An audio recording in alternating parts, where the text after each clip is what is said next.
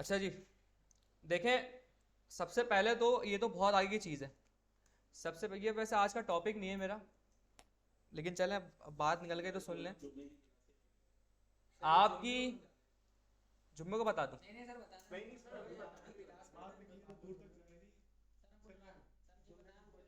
देखें, आपकी वेबसाइट जो है ना, यार एक काम करो भाई, रिकॉर्डिंग ऑन है। मेरे पास ये एक पूरी वेबसाइट है मेरी, सही है। ये क्या चीज़ है? इसको मैं यहाँ पे कर देता हूँ। वेब वेबसाइट है मेरी है। दिख रही है सबको स्क्रीन?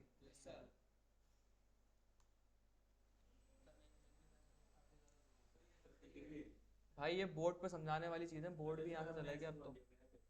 बस सिंबल समझ लिए, वेबसाइट है आपकी, सही है, जो आपको दिख रही है सामने वेबसाइट।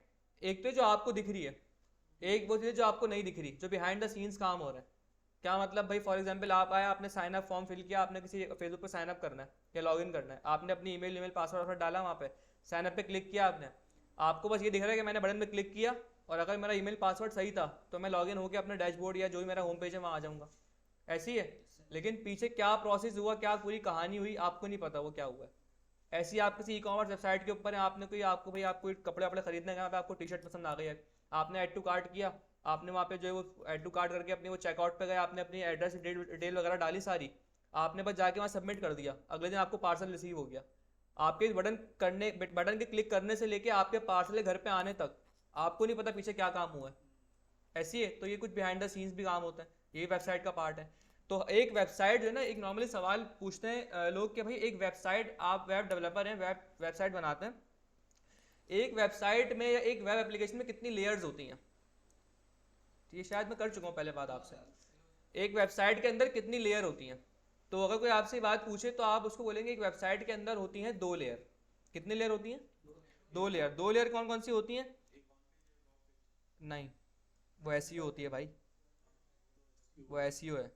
एक लेयर ये आ गई, और दूसरी जो लेयर होती है वो थोड़ी सी बड़ी होती है। सही है। मुझे याद है, मैंने फर्स्ट क्लास में बताया ये आपको, मुझे याद है। सुन ले दोबारा, सुन ले भाई, सुन ले दोबारा। ठीक है। कितनी लेयर है आपकी वेबसाइट में? दो लेयर है। कुछ लोग दो भी कहते हैं, कुछ लोग तीन भी कहते हैं। और वो तीन कैसे कहते हैं वो आपको पता लग जाएगा अभी थोड़ी देर में, लेकिन अभी आपने बस कितनी याद रखनी है, कितनी होती है? दो। कौन कौन सी होती है भाई? ये क्या लिखा है मैंने? एफ। एक होती है फ्रंट एंड। भाई आप राइटिंग समझ लें, बस पेंट पे काम कर रहा हूँ मैं। Front end. और एक क्या होती है? Back and. आपकी ये बेसिक कितने लेयर होती हैं? टू लेयर होती है। अच्छा, आपने एक टर्मिनोलॉजी सुनी होगी, वेबसाइट, और एक टर्मिनोलॉजी सुनी होगी वेब एप्लीकेशन। तो दोनों में क्या डिफरेंस है, या दोनों एक ही चीज़ है बस नाम अलग अलग कर दिए? क्या डिफरेंस होता है वेबसाइट और वेब एप्लीकेशन के अंदर?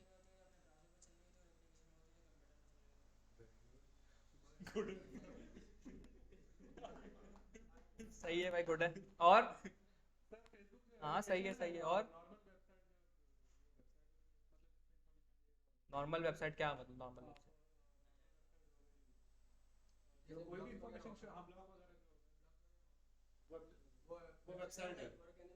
बेसिक डिफरेंस बताओ मुझे, डिफरेंस क्या है? मैं अच्छा, मैं फेसबुक को क्यों वेब एप्लीकेशन कह रहा हूँ, और मैं ब्लॉग वेबसाइट को क्यों वेबसाइट कह रहा हूँ? मैं डिफरेंस पूछना चाह रहा हूँ।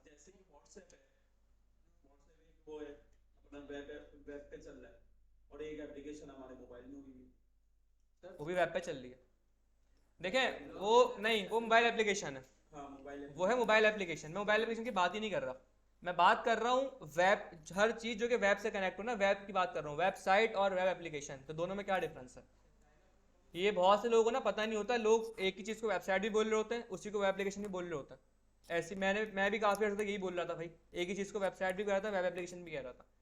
किसी को पता है डिफरेंस? थोड़ा बहुत आइडिया हो? तुमने बताया सही है, लेकिन तुम वजह वजह वजह नहीं बता पा रहे कि क्यों तुम कह रहे हो उसको।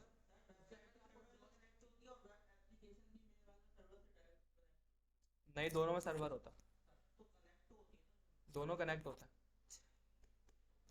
सही है। नहीं नहीं नहीं, वो तो आपके अपने पर। देखिए मैं बताता हूँ, वेबसाइट जो होती है ना, उसको अपने पास लिख लिएगा, लिखने वाली बात है। वेबसाइट जो होती है, पहले सुन लें फिर लिखिएगा, पहले सुन लो। जब तक सुनोगे तो लिखोगे कैसे भाई। अब वेबसाइट जो होती है वो होती है स्टैटिक, और वेब एप्लीकेशन जो होती है वो होती है डायनेमिक। अब आप बोलोगे सर दो पहले ही समझ नहीं आए, दो अल्फाज दो और नए आ गए। स्टैटिक डायनेमिक क्या होता है ये? स्टैटिक का मतलब ये होता है फिक्स, जो कि चेंज नहीं होता, और डायनेमिक का मतलब जो चेंज होता है। अब मैं आपको देता हूँ मिसाल। आप कोई ब्लॉग वेबसाइट आपने देखी होगी, ठीक है, या आप सिंपल कोई HTML CSS से वेबसाइट बना रहे हैं, किसको यूज करके? HTML CSS को यूज करते हुए। सिर्फ जावा की बात नहीं कर रहा मैं, जरा समझिएगा बात को, आपको बात समझ में आएगी। आप सिंपल HTML और CSS को यूज करके वेबसाइट बना रहे हो, सिंपल UI, ठीक है। आप एक कोई ब्लॉग वेबसाइट बना रहे हो, उसके अंदर 3 4 5 सेक्शन बना लिया आपने, उसके अंदर कोई कंटेंट वॉन्टेंट रख दिया आपने, होम सेक्शन है, अबाउट का सेक्शन है, ठीक है। इतनी बात समझ में आ रही है? समझ में आ रही है? अब आपने वेबसाइट का मुझे पेज खड़ा कर दिया आपने बना के, और उसमें HTML कंटेंट रख दिया। अब मैं आपसे बोल रहा हूँ कि भाई ये जो कंटेंट है इसको चेंज करना है, आपके पास कोई तरीका है चेंज करने का? इसको कैसे चेंज करोगे?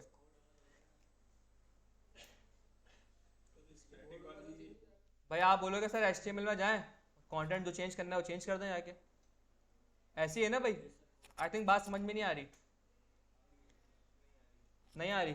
भाई मैंने सिंपल सी ये बात कही है कि आपके पास आपने कोई वेबसाइट बनाई HTML CSS को यूज करते हुए। अभी लिखना छोड़ दें, लिखने में लगेंगे ना तो समझ में नहीं आएगा कुछ भी। लिखना छोड़ दो अभी भाई, चाचा लिखना छोड़ दो अभी। आप HTML CSS को यूज करते हुए कोई वेबसाइट बना रहे हो, किसको यूज करते हुए? सिर्फ HTML और CSS को यूज करते हुए, ठीक है। वो क्या होता है? UI होगा, ठीक है, कोई भी UI हो सकता है। उसके अंदर कोई 3 4 सेक्शन आपने बना लिए, होम, अबाउट, कॉन्टेक्ट, कोई आपने अपने हिसाब से अपने कंटेंट लिख दिया। अब मैं आपसे ये बात कह रहा हूँ कि मुझे इस कंटेंट जो आपने लिखा हुआ है इसको चेंज करना है। अब चेंज करने का क्या तरीका है? एक ही तरीका है, आप HTML की फाइल में जाओगे, वहां जाके जो कंटेंट लिखा हुआ है उसको बदल दोगे, यही तरीका है, ठीक है। अच्छा, लेकिन अभी हम काम कर रहे थे, आपको मैंने डॉम पढ़ाया था, इसमें आपने देखा था कि HTML, अगर मुझे किसी हेलो वर्ल्ड एक हेडिंग लिखी हुई हेलो वर्ल्ड, मुझे उसको चेंज करना है, तो मैंने क्या किया? HTML में जाके चेंज नहीं किया था, मैंने जावास्क्रिप्ट के थ्रू चेंज करवाया था। मेरी HTML की फाइल में वो हेलो वर्ल्ड ही लिखा हुआ था, लेकिन मैं शो क्या हो रहा था? जो मैंने चेंज करवाया था हेलो जावास्क्रिप्ट, जो मैंने जावास्क्रिप्ट से करवाया था। तो ये होता है डायनेमिक काम, मतलब ये स्टैटिक नहीं है। आपके पास जो लिखा हुआ है, आपको अगर उसको चेंज करना है तो आपको अगर HTML में जाके अपडेट करना पड़ रहा है, इट मींस कि स्टैटिक है, आपको उसको मिटा के नया काम लगाना पड़ रहा है। यानी एक चीज है फॉर एग्जाम्पल बनी हुई, आपको अगर उसे अपडेट करना है तो आपको पुरानी वाली के अंदर जाके उसको रिमूव करोगे और फिर लिख रहे हो, तो ये होगा स्टैटिक। स्टैटिक काम किया हुआ आपने। डायनेमिक क्या है भाई? आप जो चेंज करवाना है उसका पुराने वाले काम से कोई ताल्लुक ही नहीं है, वो जो है वो है, आप उसके अलावा कोई तरीका यूज करके अगर चेंज करवा रहे हो तो इट मीन्स कि डायनेमिक है। इट मीन्स ये क्या है? डायनेमिक।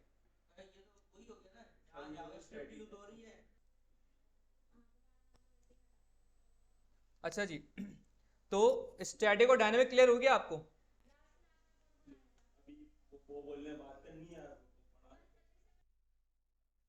अच्छा जी भाई, स्टैटिक और डायनेमिक क्लियर हो गया। देखिए डायनेमिक की मैंने आपको एक याद रखिएगा मिसाल दी है मैंने, ये जावास्क्रिप्ट नहीं समझे कि जावास्क्रिप्ट है तो डायनेमिक है। जावास्क्रिप्ट के अलावा भी बहुत से तरीके होते हैं डायनेमिक करने के, लेकिन डायनेमिक कहते हैं जैसे मैंने वो बताया कि स्टैटिक मतलब क्या है कि अगर आपने किसी चीज़ को चेंज करना है तो आप पहले उस पुराने में लिखी चीज़ को हटाओगे, फिर नई चीज़ लगाओगे उसकी जगह जाकर, ये क्या हो गया? स्टैटिक काम।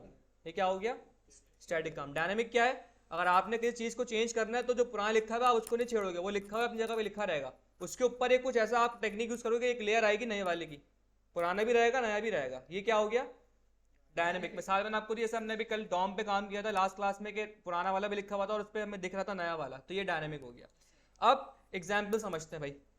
फॉर एग्जाम्पल आप जितनी भी ब्लॉग वेबसाइट उठा लो, जितनी भी क्या होती है ब्लॉग वेबसाइट्स, नॉर्मली वो उनको वेबसाइट कहते हैं। क्यों? क्योंकि अगर आप ब्लॉग को अपडेट करना है ना आपने, अब तो CMS वगैरह का दौर आ गया कि कंटेंट मैनेजमेंट सिस्टम होता है, वहाँ पे पूरा वहाँ से कंटेंट आ रहा होता है, लेकिन पहले क्या होता था, और अभी भी काफ़ी ब्लॉग वेबसाइट ऐसी होती हैं कि जो स्टैटिक होती हैं। मीन्स अगर आपने उस पर कंटेंट चेंज करना है तो आप HTML में जाके रिप्लेस करोगे चीज़ों को, ठीक है। तो ये है वेबसाइट। और वेब एप्लीकेशन क्या होती है? जैसे कि फॉर एग्जाम्पल फेसबुक है आपका, फेसबुक में क्या है? पूरी वेब एप्लीकेशन है वो, वहाँ पे कोई स्टैटिक नहीं है। अब ये हो गया स्टैटिक और डायनामिक का फर्क, ठीक है। तो स्टैटिक डायनामिक वेबसाइट और वेब एप्लीकेशन में क्या डिफरेंस क्लियर हो गया आपको? कोई सवाल इसके अंदर? इसको अपने पास लिख लें, ये बहुत इंपॉर्टेंट चीज़ है कि क्या डिफरेंस होता है वेबसाइट और वेब एप्लीकेशन के अंदर। सही है, दोबारा उदाहरण नहीं बता रहा मैं।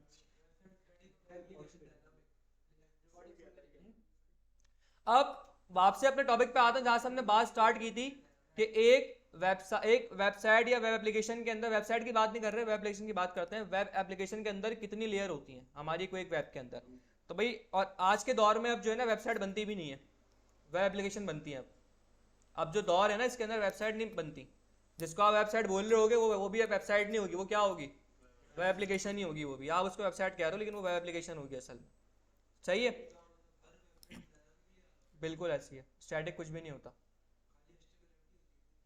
स्ट्रक्चर रखा हुआ होता है बस।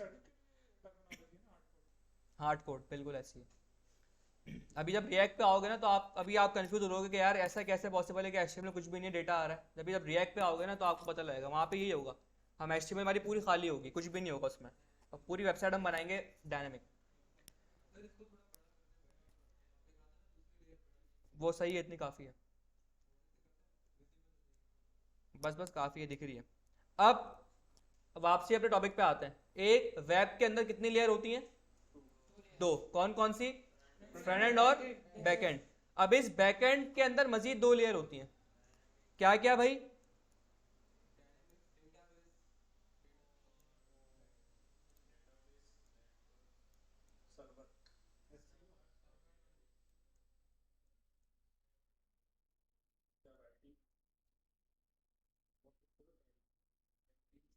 वेब सर्वर, और एक होता है डीबी, जिसको डेटाबेस कहते हैं। डीबी से याद रखें, डीबी से। डेटाबेस की टर्मिनोलॉजी नहीं यूज होती इंडस्ट्री के अंदर। आप जाएंगे ना आपको डीबी सुनने को मिलेगा, डेटाबेस नहीं सुनने को मिलेगा। डीबी बोलते हैं इसको, लिखते भी डीबी है इसको। आप ये हम जब बैकएंड वगैरह पढ़ोगे ना तो आप जब हम मोंगो डीबी पढ़ेंगे वहां से कनेक्शन बनाएंगे, हम भी डीबी लिखेंगे इसको, डेटाबेस नहीं लिखते, डीबी पढ़ते हैं इसको। क्या? अच्छा भाई, बैकएंड को मजीद दो लेयर में तोड़ते हैं हम, वेब सर्वर और डेटाबेस के अंदर। ये आपकी वेबसाइट का स्ट्रक्चर होता है। अगर आपसे कोई बोले भाई एक वेबसाइट या एक वेब एप्लीकेशन के अंदर कितनी लेयर होती है, तो आप बोलेंगे भाई 3 लेयर होती हैं या 2 लेयर होती हैं। एक फ्रंट एंड, और जो लोग बोलते हैं 3 लेयर होती हैं वो ऐसे बोलते हैं, फ्रंट एंड, सर्वर और डेटाबेस। लेकिन उसूलन क्या होता है? 2 लेयर होती है बेसिक, एक होती है फ्रंट एंड और एक बैक एंड। बैक एंड मजीद 2 लेयर में टूटता है, वेब सर्वर और डेटाबेस। अब ये चीज़ें क्या होती है मैं ये नहीं बताऊंगा, ये किसी और दिन बात करेंगे। ये पूरे इसके लिए पूरी मुझे क्लास चाहिए बताने के लिए, इतना बड़ा टॉपिक है। रिकॉर्डिंग में सुन लेना, सही है। तो ये आपकी वेब का स्ट्रक्चर होता है। क्लास में जब हो ना तो फिजिकली तो हो, मेंटली भी यहाँ हो भाई। तो यहाँ तक सवाल कोई किसी का? बात समझ में आ रही है? वेबसाइट का स्ट्रक्चर क्या होता है पता लग गया आपको? ये स्ट्रक्चर होता है। अभी ये इसकी डेप्थ में नहीं जा रहे हम कि भाई सर्वर क्या होता है, डेटाबेस क्या होता है और फ्रंट एंड क्या होता है। ये किसी और दिन बात करेंगे इसके ऊपर, क्योंकि इसके लिए बहुत मुझे पूरी क्लास चाहिए इस पर बात करने के लिए। अभी बस आपको ये पता होना चाहिए कि भाई इस वेबसाइट का स्ट्रक्चर होता क्या है, ठीक है।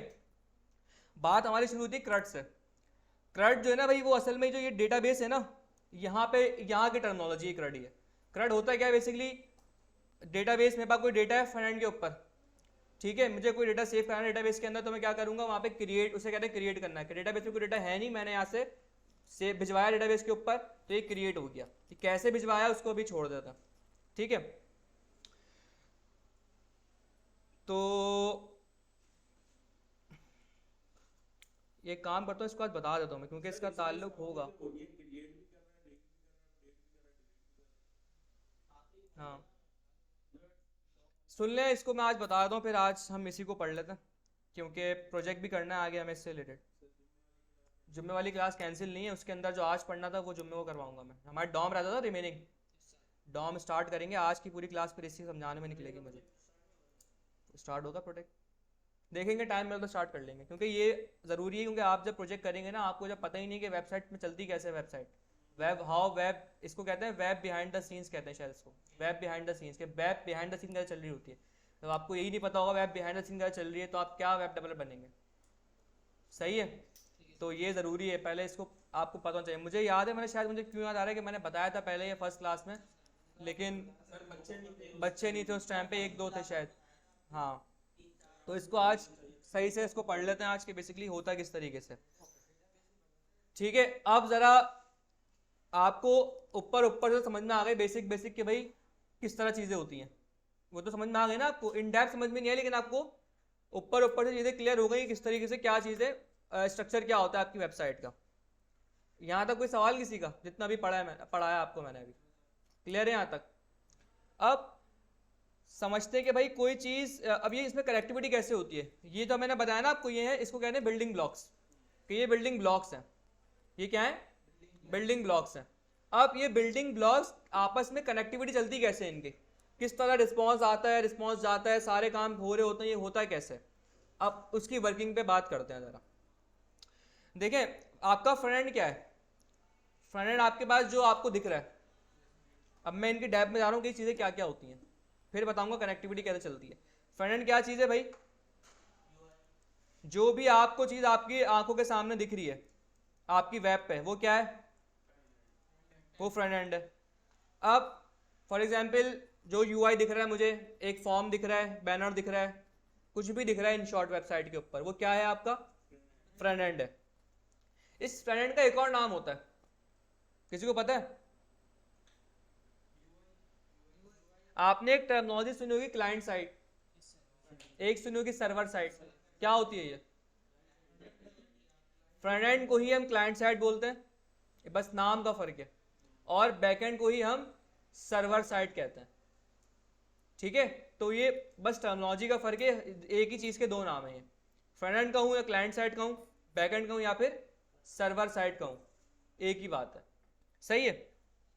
अब फ्रंट एंड के लिए भाई आप किसी भी टेक्नोलॉजी को यूज कर सकते हैं। अच्छा, यहां से ना आपको एक और चीज समझ में आएगी, आपको समझ में आएगा कि इस फील्ड के अंदर जॉब रोल्स क्या क्या है, यानी क्या क्या जॉब के रास्ते हैं इस फील्ड के अंदर, आपको ये चीज समझ में आएगी यहाँ पे भी। एक मैंने बता दिया फ्रंट एंड। ठीक है, बताओ ये जितनी भी चीजें बिल्डिंग ब्लॉक आपको दिख रहे हैं ना, इन सबकी अलग अलग जॉब्स होती हैं जी। फ्रंट एंड डेवलपर अलग होता है, डेटाबेस एक अलग होता है, डेटाबेस इंजीनियर, इसको डीबीए भी कहते हैं, ये इसकी एक अलग फील्ड है बिल्कुल, इसके एक अलग मैनेजर, पूरी मैनेजमेंट इसकी होती है, इसको अलग पूरी टीम होती है इसको मैनेज करती है डेटाबेस को। और एक सर्वर, जो सर्वर मैनेज करते हैं, इसकी भी एक अलग पूरी। अच्छा, सर्वर ना लोगों को कन्फ्यूजन होती है, ये सर्वर वेब सर्वर है। एक सर्वर तो वो होता है जो लैन का सर्वर होता है, आपके इंटरनेट का सर्वर है, नेटवर्किंग का जो कहते हैं, ये वो सर्वर नहीं है, वो वेब सर्वर है। नहीं, होस्टिंग नहीं होती वो, बस वो आपके इंटरनेट का सर्वर होता है, लैन जिसको आप कहते हैं, लैन सर्वर, कनेक्टिविटी जो आप करते हैं, वो एक डिफरेंट चीज़ है, ये वो चीज़ नहीं है, ये वेब सर्वर है, इसलिए मैंने ऊपर लिख दिया ऊपर वेब, वेब सर्वर है। इसका मैं बताता हूँ अभी काम क्या है। अभी पहले हम क्या करते हैं, इनको समझते हैं स्पेसिफिक के पर्टिकुलर चीज़ें होती क्या क्या है, फिर बताऊंगा कि आपस में कनेक्ट कैसे चीज़ें, कनेक्टिविटी चलती कैसे, फिर आपको समझ में आएगी आज पूरी कहानी कि अच्छा जो वेबसाइट हम यूज़ कर रहे होते हैं नॉर्मली डेली रूटीन के अंदर, ये बेसिकली चल कैसे होती है, बिहाइंड द सीन मुझे रिस्पॉन्स कैसे मिल रहा होता है, मेरी बात आगे कन्वे हो कैसे रही होती है, आपको आज ये समझ में आ जाएगा। फ्रंट एंड तो आपको पता है भाई क्या होता है, बता दिया मैंने, जो भी चीज़ आपको दिख रही है यूआई आपका फ्रंट एंड है। अब इसके अंदर क्या है भाई आप HTML CSS जावास्क्रिप्ट से बना सकते हैं इसको। अब मॉडर्न जो फ्रंट एंड हो गया उसमें रिएक्ट आ गई, एंगुलर आ गई, व्यू आ गई, अब आजकल नेक्स्ट जेएस आ गया मार्केट में भाई, नेक्स्ट पे लोग फ्रंट एंड बना रहे होते हैं अपना। ठीक है, कुछ ये तो हो गई, वर्डप्रेस हो गया आपका, शॉपिफाई हो गया आपका, और भी नई नई चीज़ें आपने पता नहीं नाम सुने नहीं सुने, गेट्सबी का नाम सुना है किसी ने? गेट्सबी, गेट्सबी होता है, और एक और होता है, बहुत सारे होते हैं और भी मुझे नाम अभी याद नहीं आ रहे, तो उसके थ्रू भी आप फ्रंट एंड, फ्रंट एंड बनाने में काम में आता है। टेक्नोलॉजी है फ्रंट एंड, जैसे HTML टेक्नोलॉजी है फ्रंट एंड की, ऐसे ही शॉपिफाई भी फ्रंट एंड की टेक्नोलॉजी है। ठीक है, वर्डप्रेस है। बहुत फर्क है, अब वो फर्क क्या है उसको छोड़ दो, अभी बस फर्क है याद रखो, अलग अलग डिबेट है, वो छोड़ दो। क्या HTML यूज होती है? ठीक है, HTML CSS तो आपकी मेन है, आप कुछ भी पढ़ ले हो वहाँ पे ये HTML CSS तो आपको आनी ही आनी चाहिए अगर आप फ्रंट बना रहे हो। आप चाहे रिएक्ट पढ़ ले हो, आप चाहे एंगुलर पढ़ ले हो, आप चाहे कुछ भी पढ़ ले हो, HTML वेब जो है ना, वेब समझता है HTML और CSS को है, बस जावास्क्रिप्ट नहीं समझता वेब, वेब समझता है किसको? HTML और CSS को। नहीं, किसने बोला? इसकी डिमांड नहीं है, रिएक्ट की डिमांड है ना, तो रिएक्ट में क्या है? HTML CSS भी है वहाँ पे। तो HTML CSS बताने का मतलब है कि आपकी मेन है, बेसिक है, ये कभी ख़त्म नहीं हो सकती भाई, ये ख़त्म हो गई तो वेब ख़त्म हो जाएगी, अगर ये ख़त्म हो गई तो वेब भी ख़त्म हो जाएगी फ्रंट एंड बनाने में। अगर आप किसी भी चीज़ का फ्रंट बनाना चाह रहे हो तो आप यूज़ करते हो इसको। अब शॉपिफाई और इनका बहुत अलग डिफरेंट सिनेरियो है। शॉपिफाई नॉर्मली यूज़ होता है ई कॉमर्स वेबसाइट्स के अंदर। अगर आप कोई कस्टम बनाना चाह रहे हो तो आप HTML CSS यूज़ करते हो, अगर आप कोई ब्लॉग बनाना चाह रहे हो तो आप वर्डप्रेस यूज़ करते हो। तो ये अलग इनके यूज़ केस अलग अलग हैं, लेकिन अभी हमारा आज ये टॉपिक यूज़ केसेस का नहीं है, एक ही चीज़ है दोनों। नहीं लाइब्रेरीज नहीं बोलेंगे इनको, टेक्नोलॉजी है सिंपल। तो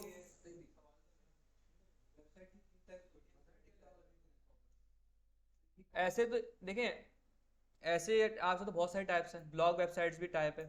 इस 3 टाइप में टाइप नहीं आएगी, ये बस समझ लें कि मल्टीपल वेबसाइट्स हैं, ई कॉमर्स वेबसाइट होती हैं, कुछ ब्लॉग वेबसाइट्स होती हैं। तो ये टाइप्स नहीं, जैसे तो अगर आप टाइप्स को अगर इसको देखने पड़ते हैं तो बहुत सारी टाइप्स हैं वेबसाइट की। टाइप सिर्फ यही है कि वेबसाइट और वेब एप्लीकेशन, एक स्टैटिक और एक डायनेमिक, बस 2 इसको रखें आप। इसी के अंदर आप जो लगाना चाहें लगा दें वेबसाइट मल्टीपल टाइप्स में। तो आई थिंक फ्रंट एंड तो क्लियर हो गया आपको, सही है। कोई सवाल फ्रंट एंड पे? फ्रंट एंड क्या होता है समझ में आ गया? आज हमारा टॉपिक है वो यही कि हमें वेबसाइट को पूरा समझना है कि वेब है क्या, वेब बिहाइंड द सीन्स क्या है, किस तरीके से चीज़ें सारी कहानी चल रही होती है वेब के अंदर, हमारा कैसे रिस्पांस जा रहा होता है, कैसे वहाँ से रिस्पांस आ रहा होता है, कौन रिस्पांस लेके आना जाना कर रहा होता है, ये सर्विस कौन कर रहा होता है, ये सारी चीज़ें आज हमारी पढ़नी है, सही है। तो टॉपिक हमारा डॉम चल रहा था, वो हम इंशाल्लाह नेक्स्ट क्लास में कंटिन्यू करेंगे फ्राइडे वाली क्लास के अंदर। और आई थिंक मैं फ्राइडे को वही करवाऊंगा सिर्फ, क्योंकि प्रोजेक्ट जो है ना वो अगर ऑन साइट ही हो तो बेहतर है, क्योंकि ऑनलाइन में फिर 10 मसले होते हैं, नेट नहीं चल रहा, ये नहीं चल रहा वो, और हो सकता है मेरा खुद का नेट बंद हो जाए भाई, ये भी हो सकता है, लाइट चलिए कुछ हो जाए, तो प्रोजेक्ट का रिस्क हम जो है वो नहीं लेंगे, हम उसको क्लास में रखेंगे। लेकिन फ्राइडे को क्लास है, टॉपिक कंटिन्यू करवाऊंगा डॉम वाला, और जो है वो 2 नई चीज़ें और पढ़ानी है आपको, स्प्रेड और रेस्ट ऑपरेटर क्या होता है, ये हमें पढ़ना है। फ्रंट एंड क्लियर है। अब आते हैं भाई बैकएंड। बैकएंड में 2 चीज़ें होती हैं, एक होता है सर्वर और एक होता है आपके पास डेटाबेस। अब पहले समझते हैं डेटाबेस को, सर्वर बाद में आता हूं मैं। डेटाबेस क्या है बेसिकली, समझ लें कि एक ऐसा स्टोरेज बॉक्स कह लें इसको, जहां पे आप अपना डेटा स्टोर करते हैं। जहां पे क्या करते हैं आप अपना डेटा स्टोर करते हैं, इतनी सी बात है वह डेटाबेस, और कुछ भी नहीं है, सही है। डेटा का एक स्टोरेज पॉइंट कह लें इसको, जहां पे आपका सारा डेटा क्या होता है स्टोर होता है, सही है।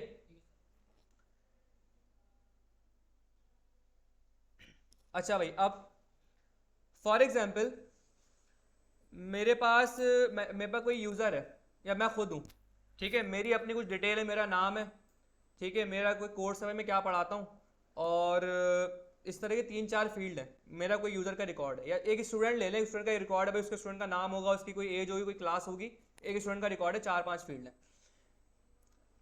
क्या, अच्छा मुझे डेटा को स्टोर करवाना है, अगर मेरे पास डेटाबेस नहीं हो तो क्या मैं डेटा स्टोर कर सकता हूँ? नहीं कर सकता, ऑब्वियस सी बात है, नहीं कर सकता। क्या कहाँ करोगे? लोकल स्टोरेज के थ्रू डेटा, लोकल स्टोरेज ना वो डेटा स्टोर एक टेम्पररी कह सकते हो उसको आप, टेम्पररी एक जगह है, लेकिन वो डेटाबेस नहीं है।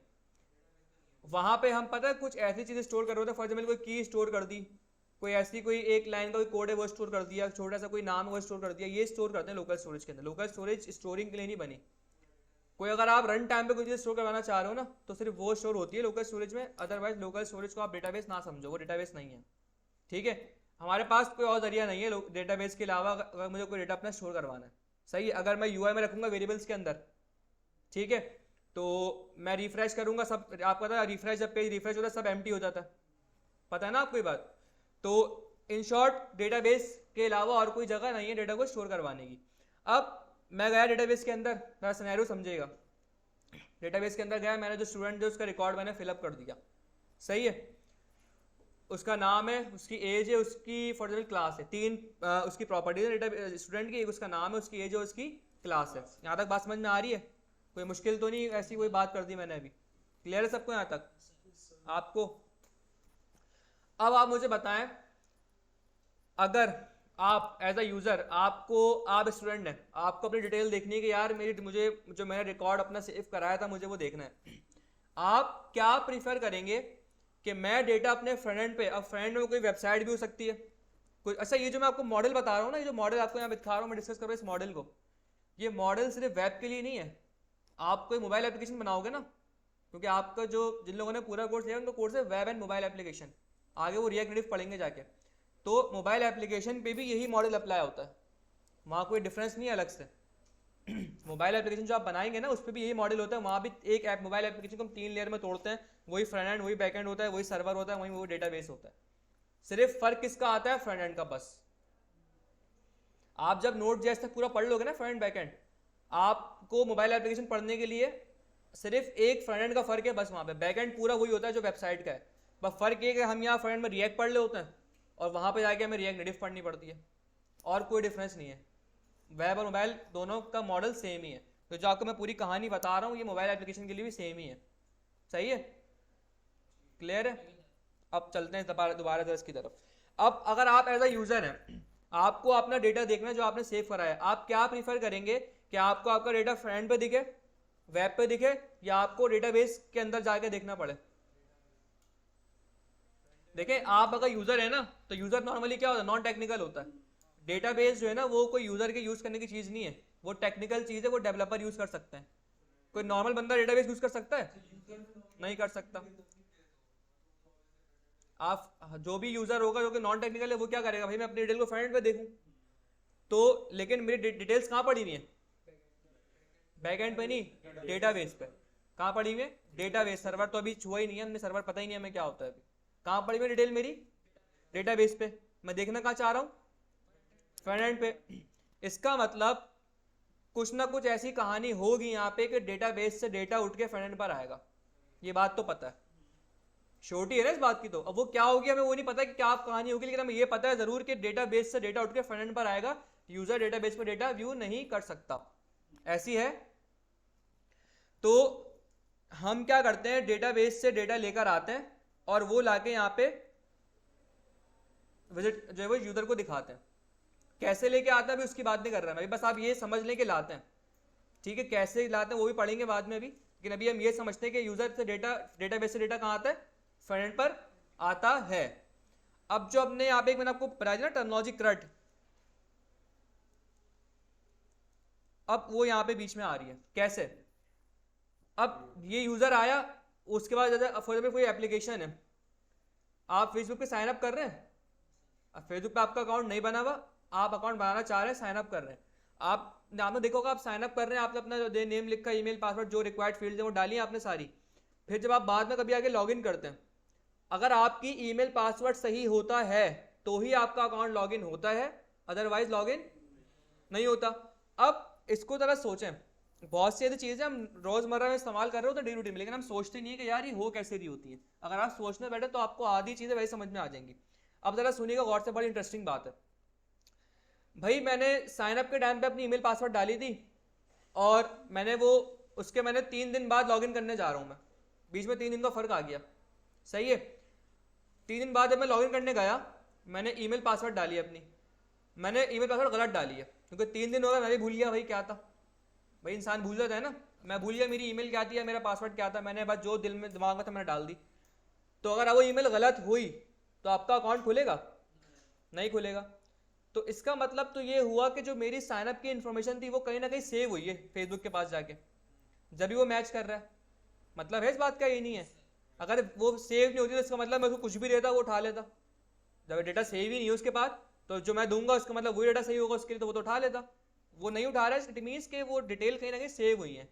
तो वहां पे भी क्या होता है कि आप जब साइन अप करते हैं ना तो डेटाबेस पे आपका डेटा जाके सेव होता है। डेटा क्या होता है आपका जाके, जब कोई न्यू यूजर फेसबुक पे साइन अप करता है तो उसका जो डेटा होता है वो डेटाबेस, फेसबुक के डेटाबेस के ऊपर जाके सेव होता है। इसको कहते हैं क्रिएट। क्या कहते हैं इसको? क्रिएट कहते हैं कि एक चीज डेटाबेस पे आपने क्रिएट करी है, जाके सेव करी है, पहले नहीं थी वहां पे, आपने आगे क्रिएट करी है, तो इसे कहते हैं सेव कर, जो सेव किया आपने इसे कहते हैं क्रिएट करना। तो ये क्रिएट का सी क्लियर हो गया। अब लॉगिन टाइम पे क्या होता है, वहां पे जब आप लॉगिन कर रहे होते हैं ना तो वहां पे बिहाइंड द सीन आपको नहीं पता, लेकिन बिहाइंड द सीन ये हो रहा होता है कि आपका ईमेल और पासवर्ड मैच होता है, और अगर वो मैचिंग में अगर मैच हो जाता है प्रॉपर तो आप लॉगिन करते हो, अदरवाइज लॉगिन नहीं करते। मैच कैसे होता है ये हम जब नोट जेएस पढ़ेंगे ना, इस साइनर लॉगिन का पूरा प्रोसेस क्या होता है आपको वहां समझ में आएगा। हम पूरा प्रोसेस करवाएंगे वहां पे, मैं पूरा साइनर के लॉगिन की एपीआई बनवाता हूँ पूरी, तो उससे आपको पूरी कहानी समझ में आएगी कि अच्छा ये होता कैसे काम। मैं आपको वर्बली बताता हूँ कि वर्बली किस तरह हो रहा होता है। आप जब लॉगिन के लिए जाते हैं ना, आपने अपने साइन अप कर लिया आपने, अब जब लॉगिन करना है आपने ईमेल डाला, पासवर्ड डाला, जैसे आप लॉगिन के बटन पे क्लिक करते हैं, आपको लग रहा है कि आपने सिर्फ क्लिक करा है, क्लिक के पीछे क्या होता है, जैसे आपने क्लिक किया ना, वो आपकी ईमेल और पासवर्ड को उठाएगा जो आपने अभी करंटली डाली है लॉगिन टाइम पे, उसको उठाएगा, वो उठा के वो डेटाबेस पे भिजवाएगा, चेक करेगा कि भाई क्या इस ईमेल या इस पासवर्ड से कोई यूजर मौजूद है डेटाबेस पे। अब अगर तो आपने साइन अप किया होगा तो मौजूद होगा, अदरवाइज नहीं होगा, ऑब्वियस सी बात है। तो अगर आपने ईमेल पासवर्ड पर सही डाला होता है तो वो क्या करता है, जो ईमेल पासवर्ड है उसको डेटाबेस पे लेके जाएगा, दोबारा से वहां मैच करवाएगा, और अगर मैच हो गया तो जो डेटाबेस के अंदर आपका ईमेल पड़ा हुआ होगा साइन अप के टाइम पे आपने डाला है, उसको उठा के लाएगा, और वो लॉगिन के टाइम पे वो वाला ईमेल आपका जो है वो आगे जाता है। तो अब जो डेटाबेस से डेटा उठा के ला रहा है, इसे हम कहते हैं रीड।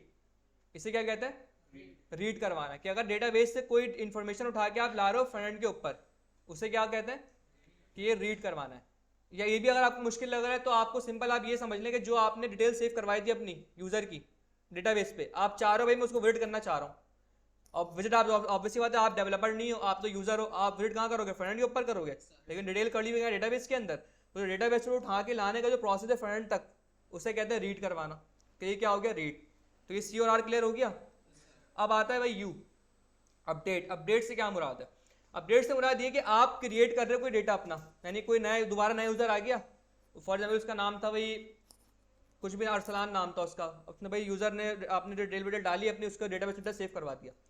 अब फॉर एग्जाम्पल उसका कोर्स गलत टाइप होके चला गया वहां पे, तो सेव हो गया डेटाबेस के ऊपर, सेव हो गया नहीं हो गया, लेकिन कोर्स गलत टाइप हो गया। फॉर एग्जाम्पल वो पढ़ना आया था HTML, आपने जावास्क्रिप्ट लिख के सेव करवा दिया डेटा।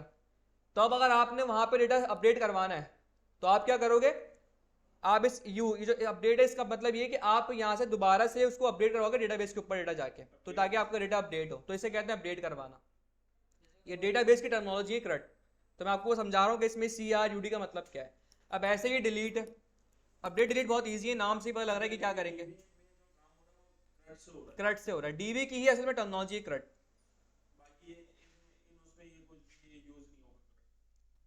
अभी मैंने ऐसा नहीं कहा, बस अभी CRUD समझो क्या है, सही है, अभी फिलहाल CRUD समझो, अभी सारी चीजें आपस में खुद ही कनेक्ट हो जाएंगी। अब डिलीट क्या है, डिलीट। डिलीट मतलब भाई कोई यूजर है उसका डेटा डिलीट करना है आपने, खामखाई यूजर के आपने 5 यूजर के रिकॉर्ड वहां रखे हुए हैं, जिसमें से 3 यूजर छोड़ के चलेगा आपका इंस्टीट्यूट या जो भी है। अब वो बिला डेटाबेस में जगह खा रहे हैं ना, डेटाबेस में स्टोरेज खा रहे हैं वो, तो आप उनको डिलीट करोगे तो उसकी भी रिक्वेस्ट फ्रेंड से आप कॉल करते हो कि भाई डिलीट कर दो।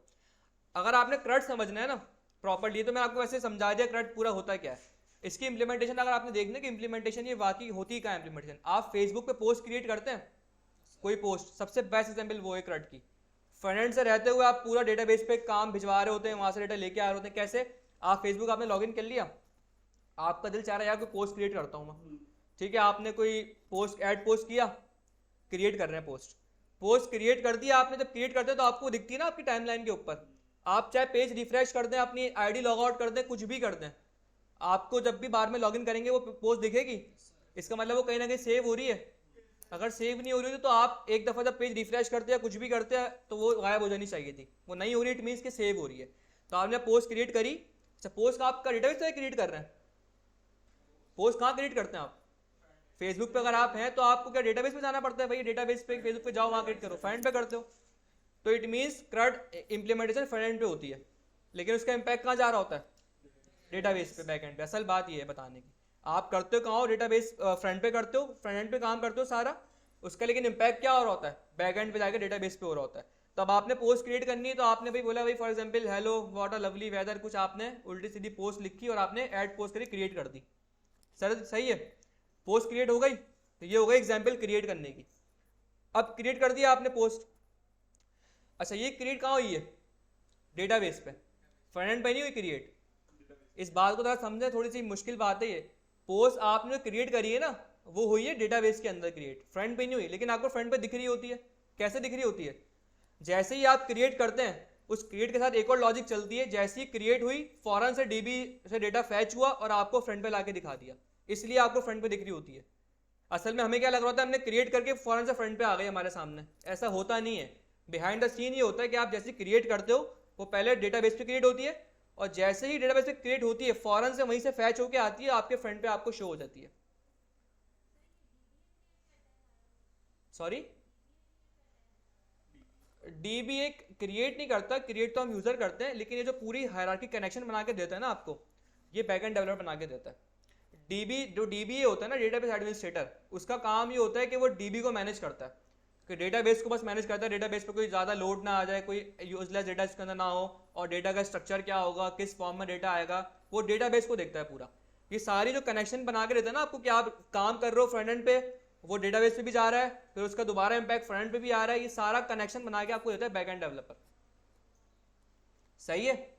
ये सारी कहानी मैं इसलिए बता रहा हूँ कि मैं जो प्रोजेक्ट करवाऊंगा ना आपको, उसमें बस डेटाबेस नहीं होगा, लेकिन हम फ्रंट एंड पे रहते हुए पूरा क्रट बनाएंगे। तो इसलिए आपको इसलिए लंबी क्लास में करवा रहा हूँ, ये सारी बातें बताऊँ ताकि आपको डोमेन नॉलेज होनी चाहिए कि हम जो कर रहे हैं क्या करने वाले हैं। आपका सवाल क्लियर हो गया? आगे चलते हैं। आप डेटाबेस कहाँ था, मैं क्या बता रहा था? कि आप क्रिएट करते हो, लेकिन वो क्रिएट होता है डेटाबेस में असल में, और फिर जैसे ही डेटाबेस में क्रिएट होता है वहां से फैच होके आता है, आपको फ्रंट पे दिख जाता है, तो ये क्रिएट है। अब आपने बोला भाई अच्छा रीड भी हो गया, ऑब्वियसली बात है, डेटाबेस पे क्रिएट हुआ लेकिन आपको दिखा फ्रंट पे, मैंने बताया कैसे दिखा, डेटाबेस से फौरन से फैच होके आ गया, तो ये क्या हो गया, रीड हो गया नहीं हो गया? डेटाबेस से कोई डेटा फ्रंट पे आया तो रीड हो गया, ये सही है। अब इसे समझते जाएं, ये नहीं सोचे काम हो कैसे रहा होगा, ये कैसे को छोड़ दें, कैसे भी खुद ही समझ में आएगा आगे जाके। अभी भाई ये समझाना चाह रहा हूं मैं आपको कि काम होता क्या है, व्हाट फोकस करें, क्या कि काम होता क्या है, कैसे को छोड़ दें, कैसे खुद ही समझ में आ जाएगा बाद में। अब अपडेट क्या है भाई, आपने बोला भाई पोस्ट आपने क्रिएट तो कर दी, अब आपने अपडेट करनी है उसको। व्हाट अ लवली वेदर में आपने स्पेलिंग गलत कर दी, वेदर की फेदर लिख दिया उसको वेदर की जगह, अपडेट करना है आपको, आप एडिट करेंगे। अब वही कहानी एडिट पे भी होगी, एडिट किया आपने, जो आपने चेंज करा था आपने चेंज करा, जैसे आप डन करेंगे या जो भी सेव करेंगे वो जाके पहले कहाँ अपडेट होगा, डीबी में अपडेट होगा। अब डीबी में जैसे अपडेट हुआ वहां लॉजिक लगी हुई होती है कि भाई जैसे यहाँ पे कुछ भी चेंज हो फैच करो फ्रंट पे दिखाओ, वो फॉर्म से आपको फ्रंट पे दिखेगा। तो इस तरीके से काम हो रहा होता है। और जब डिलीट करते हैं, कोई आपने पोस्ट डिलीट करनी है, आप डिलीट पे क्लिक किया, आपने पोस्ट डिलीट कर दी, वो डीबी से भी डिलीट हो गई और आपके अकाउंट से भी डिलीट हो गई। बताने का मकसद ये है कि ये इस तरीके से आपकी क्रड की, आपने अगर एग्जांपल देख दी समझने क्रड है क्या तो आप भी फेसबुक की मिसाल समझ सकते हैं पोस्ट क्रिएट करने की। और इसका मैं आपको असाइनमेंट भी दूंगा, एक मैं आपको एक पेज बनाने को दूंगा, अभी नहीं दूंगा, बाद में दूंगा, लेकिन रिएक्ट से पहले दूंगा। आपको पूरा फेसबुक की तरह एक पेज बना के देना होगा, और उस टाइम आपको डेटाबेस, चलो डेटाबेस भी नहीं, अगर नहीं भी पढ़ाया तो मसला नहीं है, लोकली आपको मैं क्रड बनाने को दूंगा। क्या आप क्या करोगे, या डेटाबेस से तो शायद पढ़ा दूं आपको फायरबेस में, इसी जावास्क्रिप्ट के बैच के अंदर। आप मुझे बता देगा फायरबेस यहाँ पढ़ना है या रिएक्ट में पढ़ना है। तो आपको खैर आपको असाइनमेंट दूंगा, आपने पूरा फेसबुक की तरह बनाना होगा यहाँ पे, ठीक है, वही पूरा पोस्ट का पूरा यहाँ पे जैसे फेसबुक का यूआई था वैसे पूरा यूआई बनाओगे फेसबुक का। वहाँ पे जैसे आप क्लिक करोगे बटन पे, एक पोस्ट क्रिएट का एक मॉडल खुलेगा, पॉपअप खुलेगा, वहाँ के आप अपनी पोस्ट क्रिएट करोगे, 3-4 फील्ड होगी वहाँ पे, भाई पोस्ट का टाइटल क्या है, पोस्ट की डिस्क्रिप्शन दे दोगे वहाँ पे, और ऐसी कोई 4-5 और फील्ड होंगी वहाँ पे, सिंपल सी पोस्ट बनाएगी यहाँ पे। जैसे आप क्रिएट पोस्ट पे क्लिक करोगे आपको पोस्ट दिख के आएगी सामने, उसको आप ऐड भी कर सकते हो फ्रंट से, उसको आप डिलीट भी करोगे फ्रंट से ही रहते हुए। ये पूरा मैं आपको असाइनमेंट दूंगा, अभी कैसे कर पाओगे असाइनमेंट, जो आपकी मैं प्रोजेक्ट की बातें करूँ ना, आपसे प्रोजेक्ट बनवाऊंगा मैं, उसके अंदर मैं आपसे लोकली पूरा क्रट बनवाऊंगा। हम लोकली, हमारे डेटाबेस तो नहीं होगा अभी, लेकिन हम लोकली जावास्क्रिप्ट को यूज करते हुए कोई चीज़ ऐड भी करेंगे यूआई पे, डायनेमिक, स्टैटिक नहीं डायनेमिक, कोई चीज़ ऐड भी करेंगे, उसको एडिट भी करेंगे, उसको डिलीट भी करेंगे। बस रीड नहीं कर पाएंगे हम, रीड क्यों नहीं कर पाएंगे, क्योंकि डेटाबेस हमारे पास है नहीं, तो असली हम रीड नहीं कर पाएंगे, लेकिन आपको लोकली क्रट बनाना आना चाहिए। और आप कोई भी लैंग्वेज पढ़ ले, जावा की बात नहीं कर रहा सिर्फ मैं, आप कुछ भी पढ़ ले, किसी भी लैंग्वेज को अगर आपने अच्छा पढ़ना है ना, तो उसके बारे में ये कहा जाता है कि आप उस लैंग्वेज को यूज करते कोई क्रट बना लो छोटा सा, आप क्या बना लो, कोई क्रट बना दो उस लैंग्वेज को यूज करते हुए, तो आपको उस लैंग्वेज के कॉन्सेप्ट बहुत अच्छे हो जाएंगे। अभी मैं आपको जब जावास्क्रिप्ट पे क्रट बनवा के दिखाऊंगा ना लोकली, तो आप देखिएगा वहाँ पे सारे वो कॉन्सेप्ट यूज हो रहे होंगे जो आपने पढ़ लिए, फंक्शन लग रहे होंगे वहाँ पे, एरे के मेथड लग रहे होंगे वहाँ पे, ये सारी चीज़ें वहाँ लग रही होंगी वहाँ पे। तो इस तरीके से ये हमारा काम चल रहा होता है। अच्छा अब हमें भाई ये, अच्छा सर्वर रह गया, सर्वर क्या होता है, सर्वर्स को स्किप कराता हूं अभी, इससे पहले एक और चीज पढ़ते हैं। वो क्या है, मैं आपसे ये बात कर रहा हूं कि भाई डेटाबेस से डेटा उठ के फ्रंट एंड पे आ रहा है, जैसे इसको हम रीड कहते हैं, और फ्रंट से डेटा उठ के डेटाबेस पे जा रहा है, तो ये जा कैसे रहा है, मतलब जादू चल रहा है, खुद ब खुद जा रहा है। सर्वर तो भी है ही नहीं, सर्वर छोड़ दो, मैं कह रहा हूँ डेटा कैसे आना जाना कर रहा है, किस तरह आ रहा है, कौन है इसको तो बीच में कोई लेके आ रहा होगा ना भाई, या खुद ही आ गया, एक चीज होती है जिससे कहते हैं एपीआई, आपने सुना होगा, लेकिन मुझे यकीन है किसी को पता भी नहीं होगा, नहीं सही सही क्या होती है, किसी को पता है एपीआई? हो सकता है पता भी हो, क्या होता है?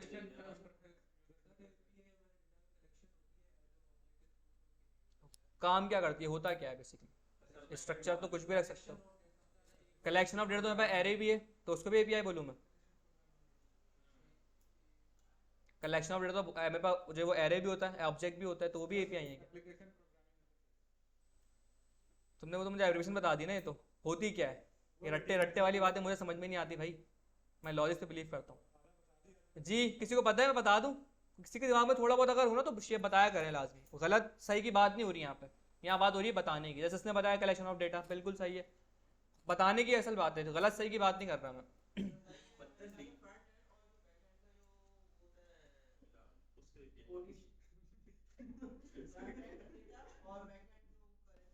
सही है सही है सही है। और लिंक होती है, देखें एपीआई में बताता हूँ क्या होती है। एपीआई कुछ भी नहीं है, एक रिक्वेस्ट का नाम है।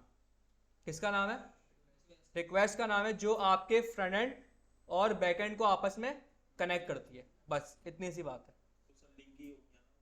अब वो लिंक की जरूरत में भी हो सकती है, लिंक तो मैं लिखूँ www.google.com, एपीआई है भाई, लिंक नहीं बोले इसको आप। एपीआई क्या है? सुन ले दोबारा भाई, ये लिखने की चीज है सारी, जो सारे चिल पार्टी कर रहे हो बैठ के, लिखने की चीज है ये, तो सुन लिए ना, सुन लिए, अब लिख लो। एपीआई क्या है? एक तरह की रिक्वेस्ट जो हमारे फ्रंट एंड और बैक एंड को आपस में कनेक्ट करती है, या आप इसको यूं भी कह सकते हैं कम्युनिकेट करवाती है, फ्रंट एंड और बैक एंड को आपस में कम्युनिकेट करवाती है एपीआई। इसको लिख लें जल्दी से, फिर मैं बताता हूं कैसे करवाती है। सब आता है तुम्हें? भाई एक सी बात सुनने के लिए तुम 1 घंटे की रिकॉर्डिंग देखोगे, इससे पता लिख लो, रिकॉर्डिंग सुनना। हाँ तो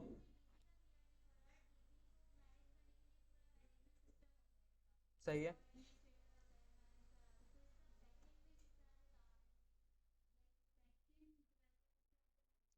अभी जब ये सर्वर पढ़ा दूंगा ना, मैं एपीआई पढ़ा रहा हूँ अभी, फिर सर्वर पढ़ाऊंगा, आपके सवाल खुद ही क्लियर हो जाएगा। अभी हो सकता है इनके अलावा और भी कुछ यहाँ पे लोग होंगे जिनके दिमाग में अभी कंफ्यूजन होगी, अभी बैकएंड सही से क्लियर होगा नहीं आपको जब तक सर्वर नहीं पढ़ोगे। अभी थोड़ा सा रुक जाओ, सर्वर पढ़ा दूंगा ना, उसके बाद सारी सारी कड़ियाँ आपकी मिल जाएंगी, सब कनेक्शन खुद ही बन जाएगा। उसके बाद अगर पढ़ाने के बाद कोई सवाल हो तो आप मुझसे अपने सवाल दोबारा पूछना, या किसी और कोई सवाल तो मुझसे दोबारा पूछना, लेकिन अभी एपीआई और सर्वर पढ़ लो क्या होता है, समझ में आ जाएगा। सही है। एपीआई क्या होती है भाई? एपीआई क्या होती है, क्या करती है? एपीआई एक तरह की रिक्वेस्ट है जो आपके फ्रंट और बैकएंड को आपस में कनेक्ट करती है। अब मैं वही मिसाल लेता हूँ फेसबुक वाली, सही है, वो ज़्यादा समझ में आएगी क्योंकि आप यूज टू उन चीज़ों से। मैं यूज़र हूँ, सही है, मैं आया, मेरे सामने जो पहले इंटरेक्शन होगा किसका होगा? फ्रंट का होगा। अच्छा एक और चीज़, जो डेटा जिसका जो डेटा विजिबल होता है ना, क्या मैं यूँ कहूँ कि जिस डेटा का एक्सेस होता है यूज़र को, वो सिर्फ फ्रंट एंड होता है। बैकएंड का कोड आपको ना तो दिखता है, ना ही आपको उसका एक्सेस है, आप उसको एक्सेस भी नहीं कर सकते। तो एक्सेस और दिखने वाली जो कहानी है सिर्फ फ्रंट एंड के लिए, सही है। आप इसके कोड को तो निकाल सकते हो इंस्पेक्ट करके, बैकएंड के कोड को आप नहीं निकाल सकते, सही है। एक बात तो ये क्लियर कर लें पहले। अच्छा जी, अब मैं कह रहा हूँ भाई फ्रंट एंड से मैं आया, कोई मुझे पोस्ट क्रिएट करनी है, फ्रंट एंड पे हूँ ना मैं, पहले मुझे फ्रंट दिखेगा अपना, ऑब्वियस सी बात है, मैं यूजर हूँ, मैं फ्रंट से इंटरेक्ट करूंगा फ्रंट एंड से। तो मैंने आया, मुझे पोस्ट क्रिएट करनी है। अब जरा कहानी को समझिएगा कि क्या चल रही है। मैंने कोई डेटा वेटा लिखा अपनी पोस्ट में, पोस्ट का टाइटल डाला मैंने, कोई डिस्क्रिप्शन डाली छोटी मोटी, अब मैं पोस्ट क्रिएट करने जा रहा हूँ। मैंने पोस्ट क्रिएट करी, आपको ये बात पता है कि जब मैं पोस्ट क्रिएट करूंगा, ये जो पूरा क्रिएट करने की जो इन्फॉर्मेशन है कहाँ स्टोर होगी जाके? डेटाबेस पे, बैक एंड डेटाबेस पे, सही है। अब ये स्टोर होगी कैसे, होता क्या है, मैंने जैसे यहाँ पे क्लिक किया ना सबमिट का, ये क्रिएट पोस्ट का, इसके क्लिक के ऊपर पीछे एक एपीआई बना के रखी होती है बैकएंड वाले बंदे ने। बैकएंड डेवलपर जो होता है ना, वो क्या करता है, वो एक एपीआई बनाता है। उसका काम क्या होता है बेसिकली? उसका काम ही सिर्फ 2 काम होता है, एक ही काम होता है, बल्कि 2 नहीं होते, एक काम होता है। वो क्या करता है, एपीआई बना के देता है किसको, फ्रंट एंड वाले को। एपीआई में क्या होता है भाई, एपीआई में डेटा होता है, बस अभी के लिए इतना याद रख लें, एपीआई में क्या होता है, बस कुछ डेटा होता है।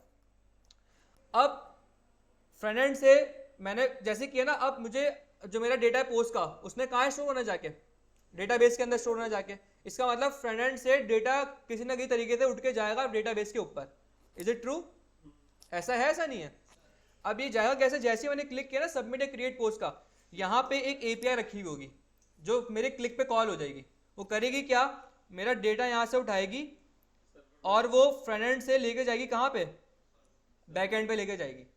वो फ्रंट एंड से मेरा डेटा कहाँ लेके जा रही होगी, बैक एंड पे। बैक एंड पे जाना कहाँ है उसको, डेटाबेस पे जाना, सर्वर पे नहीं जाना उसको। उसको कहाँ जाना है, अभी आपको बताया कि डेटा कहाँ स्टोर होगा, डेटाबेस पे। तो जो मेरे पोस्ट का डेटा है मुझे स्टोर करवाना, ऑब्वियस सी बात है, ये कहाँ स्टोर होगा, डेटाबेस पे स्टोर होगा।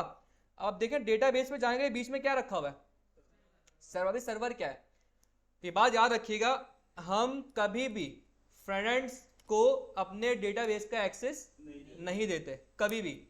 फ्रंट एंड वाले के पास कभी भी डायरेक्टली डेटाबेस का एक्सेस नहीं होता। क्यों नहीं होता बताता हूँ थोड़ी देर में। बीच में एक लेयर होती है सिक्योरिटी की, बीच में क्या होती है, एक सिक्योरिटी की लेयर होती है जिससे कहते हैं सर्वर। वेब सर्वर क्या है, कुछ नहीं है, सिंपल एक सिक्योरिटी की लेयर है फ्रंट एंड और डेटाबेस के दरमियान। तो अब होता क्या है, असल में कहानी होती है, जैसे ही आपने क्लिक किया, एपीआई कॉल हुई यहाँ पे। एपीआई को अभी इतना डिटेल में नहीं जाए, यहाँ आगे टॉपिक आएगा, हम पढ़ेंगे, हमारे जावास्क्रिप्ट में टॉपिक है। बस अभी के इतना रख लें, ये एक रिक्वेस्ट है जो आपका डेटा या तो डेटा फ्रंट एंड से लेके जाएगी डेटाबेस पे, या डेटाबेस से कहाँ लेके आएगी, फ्रंट एंड के ऊपर। भाई दो काम है इसके, या तो डेटा लेके जाएगी या डेटा लेकर आएगी। अब होता क्या है, होता ये जैसे ही आपने फ्रंट पे एपीआई कॉल किया डेटा भिजवाने के डेटाबेस के ऊपर, बीच में क्या आ गया, सर्वर। सर्वर क्या है, बेसिकली आपके बैकएंड के ऊपर एक लेयर होती है, डेटाबेस से पहले हम लगाते हैं। इसमें होता है कि जैसे हमारा कोई एपीआई कॉल होती है फ्रंट एंड से, ये पहले उसको बीच में सर्वर रोक लेता है। सर्वर क्या कहता है, सर्वर उसको देखता है रिक्वेस्ट को कि भाई क्या है क्या नहीं है। सर्वर पे लगी होती है लॉजिक सारी। अगर कोई रिक्वेस्ट बुरी रिक्वेस्ट होगी, बैड रिक्वेस्ट है, फॉर एग्जांपल कोई हैकर आ गया, उसने फ्रंट के साथ अपनी एपीआई में कोई स्क्रिप्ट रख के भेज दी। अब आप जरा सोचें, अगर डायरेक्टली सर्वर में यहाँ से बीच से हटा दूं, मैं डायरेक्ट डेटाबेस का एक्सेस दे दूं उसको, और मेरी कोई इस टाइप की ऐप है, कोई फाइनेंशियल ऐप है, बैंक की कोई ऐप है जहाँ पे सबके फाइनेंशियल रिकॉर्ड सेव है डेटाबेस के अंदर, कोई हैकर आ गया तो उसने कोई ऐसी स्क्रिप्ट रख के भेज दी जो फ्रंट से एपीआई के साथ रख के भेज दी, वो डायरेक्ट डेटाबेस के अंदर जाएगी क्योंकि मैंने उसको एक्सेस दिया हुआ है। अब डेटाबेस के अंदर जाके क्या करेगी, वो सबकी इन्फॉर्मेशन लीक वगैरह कर लेगी, या उसको डेटाबेस को डिस्ट्रॉय कर देगी, कुछ भी कर सकता है वो हैकर। तो ये रिस्की है ना काम एक तरीके से। तो इसीलिए कभी भी फ्रंट एंड को डायरेक्ट डेटाबेस का एक्सेस नहीं होता। हम ऐसी बोल देते हैं बातों में कि भाई हमारा डेटा डेटाबेस पे स्टोर, हम फ्रंट से मैं कुछ भी अगर स्टोर कराऊंगा डेटाबेस पे स्टोर होगा, होता है डेटाबेस पे स्टोर, लेकिन डायरेक्टली नहीं होता। बीच में एक लेयर होती है सिक्योरिटी की, जिसे क्या कहते हैं, वेब सर्वर। होता क्या है, तो फ्रंट एंड से डेटा आपका पहले पहुंचता है वेब सर्वर पे। अब वेब सर्वर पे लगी होती है लॉजिक। लॉजिक क्या होती है, कोई इस तरह की लॉजिक होती है कि भाई वो चेक करता है आपकी रिक्वेस्ट को, और वेब सर्वर ये बात डिसाइड करता है। फ्रंट एंड डिसाइड नहीं करता कि मुझे डेटाबेस पे जाना है। फ्रंट एंड तो बस बोलेगा भाई यहाँ से रिक्वेस्ट एपीआई कॉल करो, बैक एंड पे भिजवा दो। अब बैक एंड पे भिजवा दो का मतलब ये नहीं कि डेटाबेस पे भिजवा दो, बैक एंड पे आगे सर्वर डिसाइड करेगा कि भाई इस क्योंकि सर्वर के बाद आ रहा है ना डेटाबेस। आपको दिखाओ डायग्राम में मैंने ऐसे बनाया, और ये ऐसी ही होती है इसकी हायरार्की, पहले सर्वर होता है फिर डेटाबेस होता है। सर्वर ये बात डिसाइड करेगा यहाँ पे खड़ा हुआ भाई कि इस रिक्वेस्ट को आगे डेटाबेस तक प्रोसीड करवाना है या इसको यहीं से मुझे वापसी भेज देना है। आपने अक्सर देखा होगा, आप जब गूगल पे कोई कुछ सर्च वर्च करते हो, कोई ऐसी अगर आपने चीज सर्च कर ली जो कि मौजूद ही नहीं, आपके पास एरर आता है 404 पेज नॉट फाउंड। वो एरर कहाँ से आता है, वो आता है सर्वर से। कहाँ से आता है वो, सर्वर से आता है, सर्वर से आता है। क्लियर है? तो बताने का मकसद ये है कि आपके जो सर्वर है ना, ये डिसाइड करता है कि भाई इस रिक्वेस्ट को आपने आगे डेटाबेस पे भेजना है या फिर यहीं से वापसी घुमा दो इसको फ्रंट के ऊपर। तो ये होता है सर्वर का काम। क्लियर है? अब डेटा अगर तो अब सर्वर पे जैसे आपने कोई पोस्ट क्रिएट की, कुछ भी किया आपने, पहले रिक्वेस्ट आपकी रिक्वेस्ट कहाँ जाएगी, सर्वर पे जाएगी। सर्वर पे चेक होगा कि भाई इस डेटाबेस की जो रिक्वेस्ट फ्रंट से आई है, इसको आगे डेटाबेस से भिजवाना है, मुझे यहीं से वापसी कर देना है। अगर तो वो रिक्वेस्ट सही होगी, प्रॉपर होगी, तो वो आगे भिजवा देगा डेटाबेस के ऊपर, या तो वहीं से वही 404 का एरर आपको दे देगा। हमारे पास एक टॉपिक आएगा, आगे हम पढ़ेंगे, नोट जैसा पढ़ेंगे, एरर कोड्स होते हैं कुछ। बता रहा हूँ, उस पर आ रहा हूँ। हम नोट जैसा टॉपिक पढ़ेंगे, स्टेटस कोड्स पढ़ेंगे। कुछ स्टेटस कोड होते हैं सर्वर के, जैसे 404 आपको बताया मैंने, अक्सर 500 आपके पास एरर आ रहा होता है, 500 इस तरह कुछ एरर्स के कोड होते हैं। ये हम पढ़ेंगे बैकएंड के अंदर। ये कोड भी बैकएंड वाला इस पे काम करता है, बना के वो फ्रंट को भेजता है। ठीक है। अच्छा एक और चीज, ये तो बता दिया मैंने यहाँ पे। अब ये तो मैंने रिक्वेस्ट बात की क्रिएट, अगर आप कोई चीज क्रिएट करवाना चाह रहे हो, क्रिएट का फ्लो समझ में आ गया। क्रिएट का फ्लो क्या है कि फ्रेंड से उठेगा, रिस्पांस पहले डेटाबेस पे जाएगा, रिक्वेस्ट रिस्पांस नहीं रिक्वेस्ट होगी, फ्रेंड से आपको क्या होगी हमेशा। अच्छा एक और चीज याद कर लें, ये कुछ टर्मिनोलॉजीज होती हैं कि टर्मिनोलॉजी को इन्हीं की तरह याद रखें। फ्रेंड से जब भी आप कोई चीज भिजवाओगे सर्वर पे तो उससे क्या बोलोगे, रिक्वेस्ट। फ्रेंड से हमेशा रिक्वेस्ट होती है।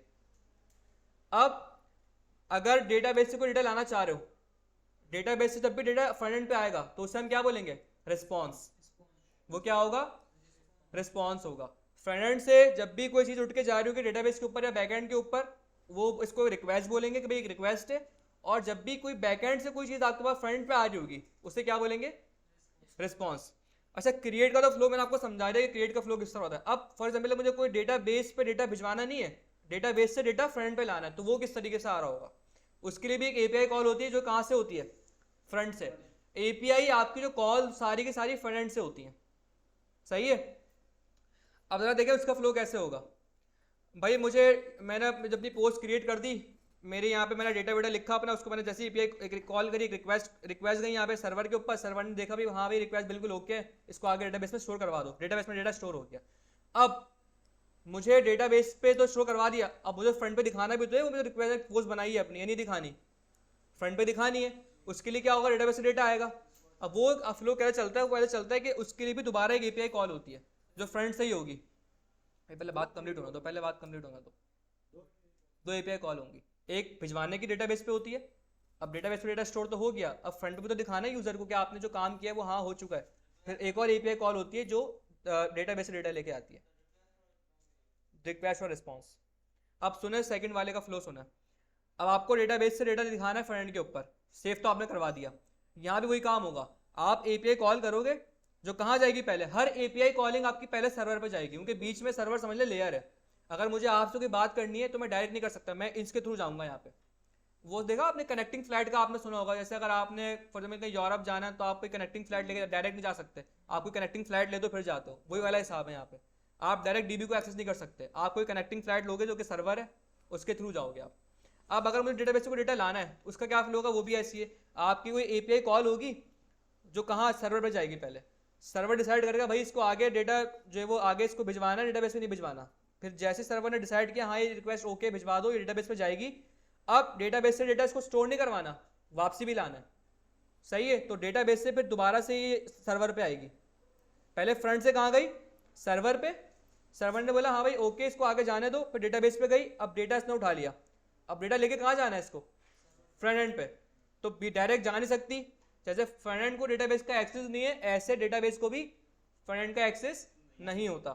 डेटाबेस ही पहले जाएगा सर्वर के पास, सर्वर डिसाइड करेगा कि हाँ भाई जो डेटा ये फ्रंट से मंगवा रहा है यूजर, ये डेटा क्या सही है, क्या ये डेटा भिजवाने के काबिल है या ये प्रॉपर लीगल डेटा है।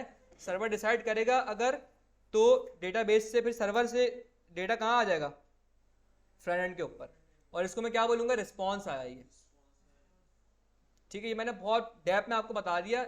हो सकता है आपको कुछ बात समझ में आई हो, कुछ समझ में ना भी आई हो, तो कोई मसला नहीं है, बस सुन लें, क्योंकि सारी चीजें आप हम आगे करेंगे। ये पूरा मैंने आपको बता दिया कि वेब चलती कैसे, एपीआई से कनेक्ट होता है। अब इस बात करते हैं कि थोड़े जॉब प्रोफाइल की उससे बात करते हैं। जो सर्वर होता है ना, वेब सर्वर, ये लिखा जाता है कोई बैकएंड लैंग्वेज के लिए, बैकएंड लैंग्वेज में लिखा जाता है। ये सर्वर आप खुद बनाते हो अपना, ये काम होता है बैकएंड डेवलपर का। बैकएंड का काम क्या होता है, वो सर्वर बनाता है और एपीआई बनाता है उस सर्वर के ऊपर रहते हुए। वही बताना चाह रहा हूँ ना आपको, जो सर्वर जो है ना, सर्वर, इसको बनाने के लिए आपको एक बैकएंड की लैंग्वेज आनी चाहिए। अब पहले नोड जेएस तो अभी आया है, वरना पहले जावास्क्रिप्ट मैंने आपको बताया था, याद करिए कि जावास्क्रिप्ट फ्रंट की लैंग्वेज है। लेकिन नोड जेएस के आने के बाद से ना ये बैकएंड भी हो गई है। अब बैकएंड पे लोग जावास्क्रिप्ट भी यूज करते हैं, जावा यूज करते हैं, पाइथन यूज करते हैं। तो आपको कोई सर्वर साइड की लैंग्वेज आनी चाहिए, जो कि सर्वर साइड होता है। C.NET है, C#, PHP है, पाइथन वेब पे भी यूज होती है।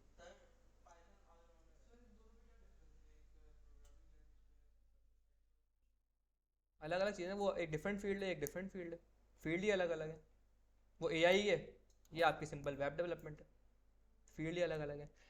ठीक है, बैकएंड वाले का काम क्या होता है, वो सर्वर लिखता है अपना, और उस सर्वर के ऊपर रहते हुए एपीआईज बनाता है। तो उसके लिए आपको बैकएंड की लैंग्वेज आनी चाहिए, बता दी मैंने आपको, जैसे पाइथन हो गई, जावा हो गई, .NET हो गई, आपका PHP हो गई, रूबी ऑन रेल्स का नाम सुना है आपने? रूबी लैंग्वेज है बैकएंड की, शॉपिफाई में यूज होती है रूबी।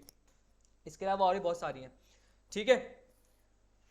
और डेटाबेस जो है ना, डेटाबेस, इसके लिए एक अलग बंदा होता है जिसे कहते हैं DBA, डेटाबेस एडमिनिस्ट्रेटर।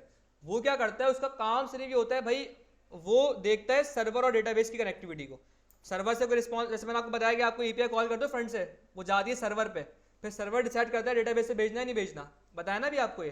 तो डेटा जो आपका DBA होता है, डेटाबेस एडमिनिस्ट्रेटर, वो सर्वर से कम्युनिकेशन में रहता है। वो देखता है अच्छा भाई सर्वर ने कोई मुझे रिक्वेस्ट करी है कि भाई ये डेटा दे दो, वो डेटा उठा के सर्वर को देता है, फिर सर्वर से उसकी कम्युनिकेशन सर्वर से रहती है, सही है। तो ये काम होता है एक DBA का।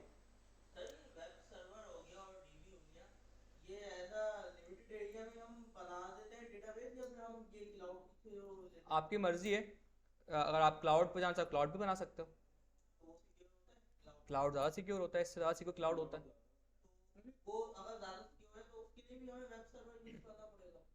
इसके लिए वो भी, वहाँ भी वेब सर्वर ही यूज़ हो रहा होता है, लेकिन वो फिर आप नहीं, जिससे आप क्लाउड सर्विस लेते हो, जैसे AWS है, अमेजॉन वेब सर्विस क्लाउड है ना, तो अमेजॉन का सर्वर होगा, लेकिन सर्वर होगा लाजमी, डायरेक्टली कभी भी फ्रंट का डेटाबेस को या डेटाबेस से फ्रंट को कभी भी एक्सेस नहीं देते हम।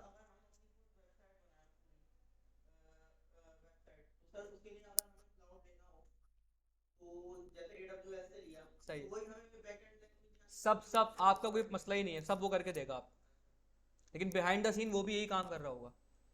जी अब आप, जी अब सवाल क्लियर हो गया आपका? कोई और क्वेश्चन? और किसी का कोई सवाल है आप में से? मैंने कहा था ना, पूरी जब कहानी बता दूंगा ना, तब आपको सीधे कनेक्ट हो जाएंगी सारी आपस में।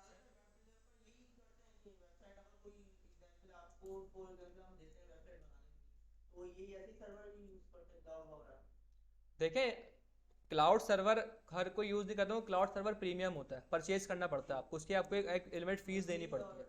वो जो भी है उनकी सर्विस, जो भी वो देना चाह रहे हैं ईयरली या सब्सक्रिप्शन आपको लेनी पड़ती है।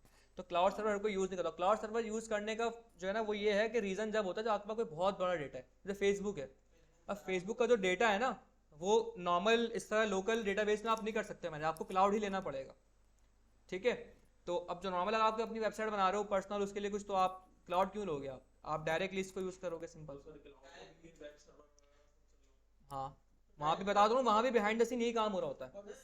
ये आपकी अपनी पर्सनल प्रेफरेंस के ऊपर है, आप क्लाउड लेना चाह रहे हो। जैसे अभी मैं आपको डेटाबेस पढ़ाऊंगा फायरबेस, उसमें क्या होगा, वो भी क्लाउड सर्विस है, गूगल की सर्विस है फायरबेस। क्लाउड ना लोग लेते क्यों है, उसका फायदा क्या होता है कि लोगों को बैकएंड लिखना नहीं पड़ता। अगर आप क्लाउड डेटाबेस लोगे ना, आपको क्या होता है, वो सिर्फ अपनी कुछ एपीआईज बना के दे देते हैं फ्रंट एंड पे कि भाई आप इन एपीआईज को यूज करते हुए हमारे डेटाबेस को एक्सेस कर लो। लेकिन अगर हम अपना खुद का बैकएंड बनाएंगे ना, तो हमें बहुत लंबी कहानी करनी पड़ती है, हमें पूरा खुद का सर्वर लिखना पड़ता है, हमें अपनी खुद की एपीआईज बनानी पड़ती हैं, उनकी कनेक्टिविटी को देखना पड़ता है, तो हमें सारे काम खुद करने पड़ते हैं।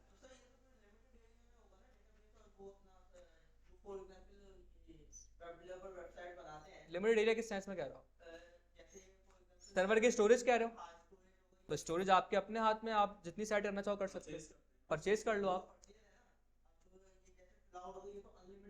नहीं, किसने कहा आपको अनलिमिटेड? हाँ, इस सेंस में कह सकते हो आप, हाँ ऑब्वियस सी बात है, वो जब तो क्लाउड है,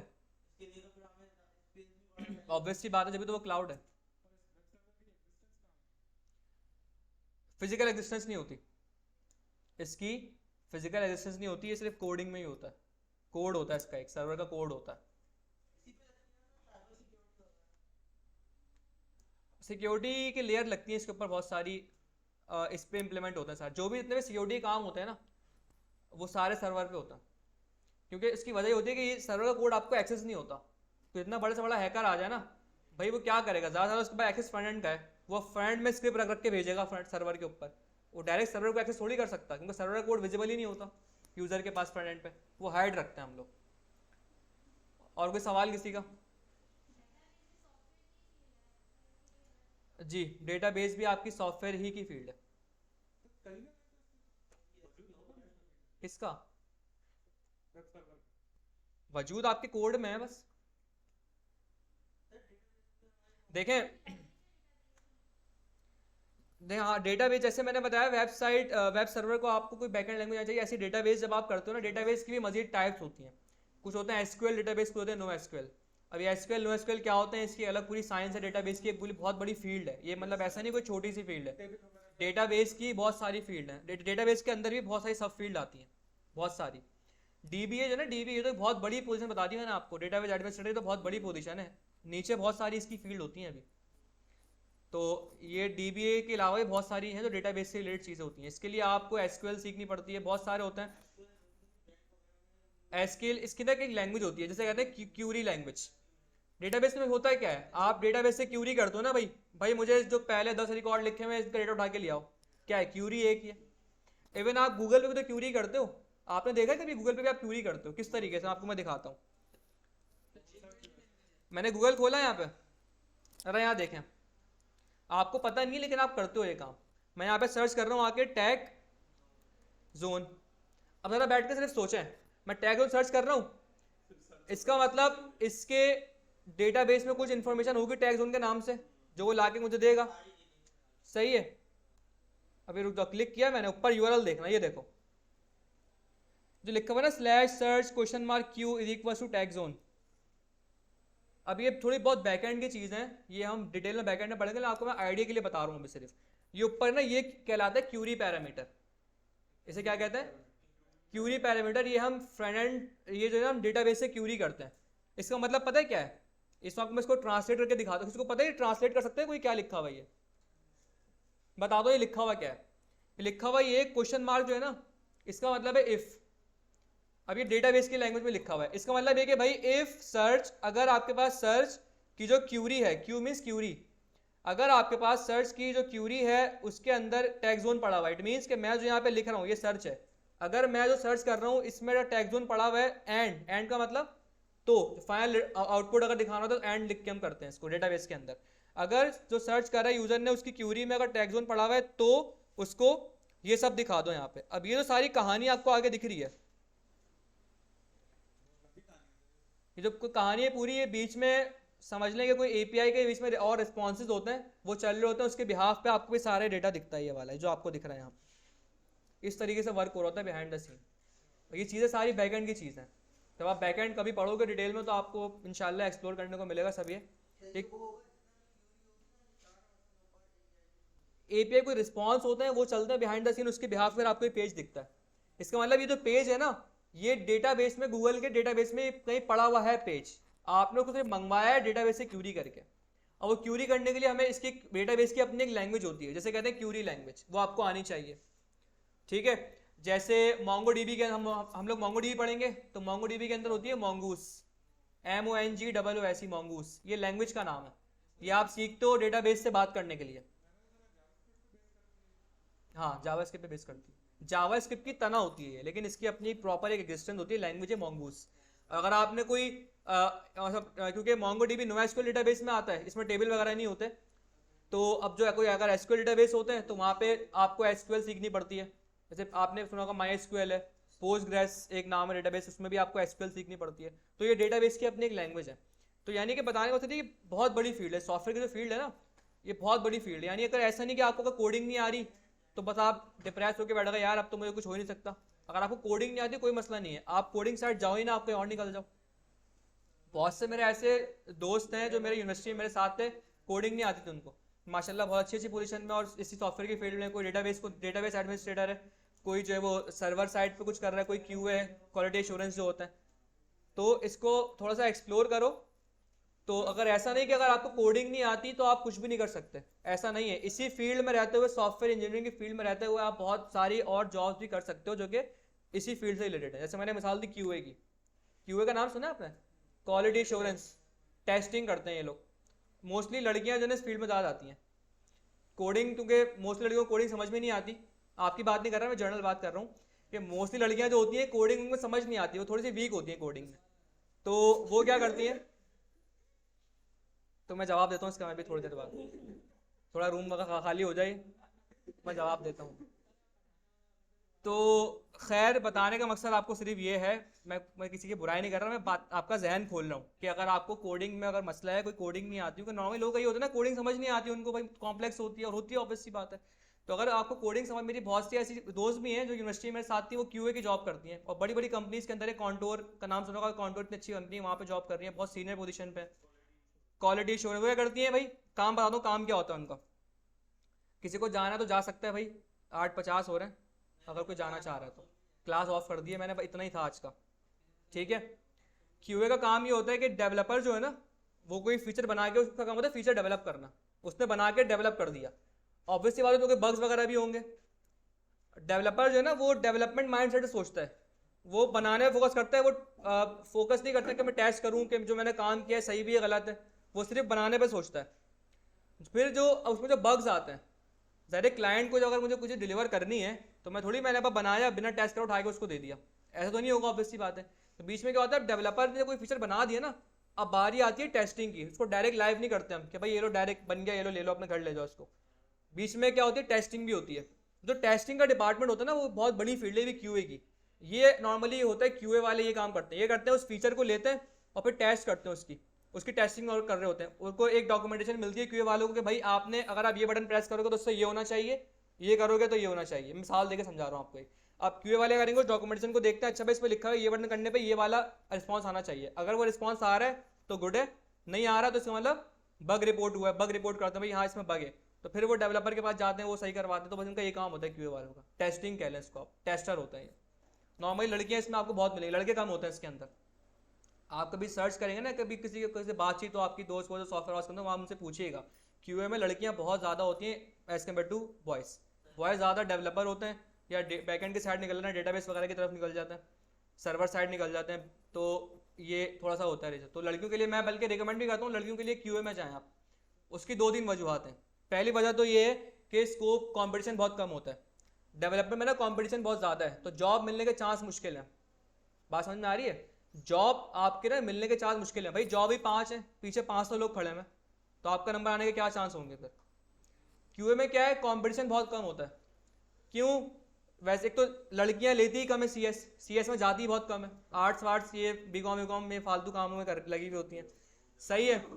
तो सीएस में मैंने इसलिए बोला है कि वो सीएस की है, तो सुन ले आपकी भी काम आएगी बात, अगर आपकी कोई घर में कोई सिस्टर वगैरह होंगी आपकी, मैं इसलिए बता रहा हूँ कि आपके घरों में भी आपकी सिस्टर्स वगैरह होंगी ना, तो अगर आपको उनको गाइड करना हो तो आप कर सकते हैं, मैं इसलिए बता रहा हूँ आपको, ये तुम्हारी हो गई ना भाई। तो खैर क्यूए का इसलिए मैं गर्ल्स को प्रेफर करता हूँ कि आप क्यूए में जाएं, क्योंकि कंपटीशन कम होता है, जॉब मिलने के चांस ज़्यादा होता है, तो ये वजह है बेसिकली।